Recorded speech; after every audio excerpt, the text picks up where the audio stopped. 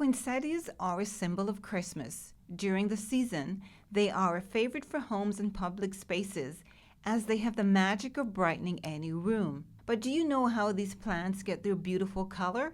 Poinsettias require a dark period, a constant dark period. If there's any light that gets in, their bract development will be delayed. Bracts are the colorful leaves you see on poinsettias, but they are not the real flowers. You can see actually on this plant that it is developing its actual real flower. These are modified bracts. They're photo-sensitive bracts, which almost look like leaves. This is not the flower. The real flower, cyanthus, inside. The brightly colored leaves take about 8 weeks to develop in a controlled environment. That needs a dark period, and 12 hours to 14 hours of dark every day, solid dark. I mean, no light at all.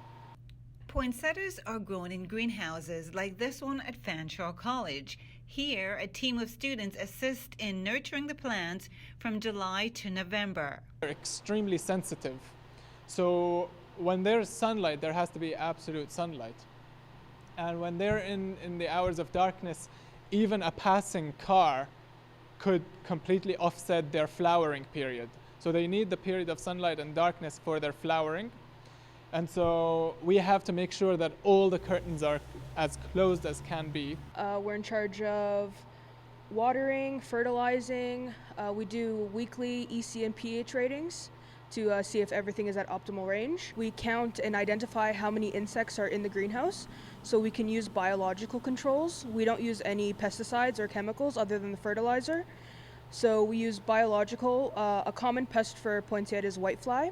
So we have a biological that will come and essentially eat that whitefly. By the end of November, these will be ready to go from the greenhouse to a store near you.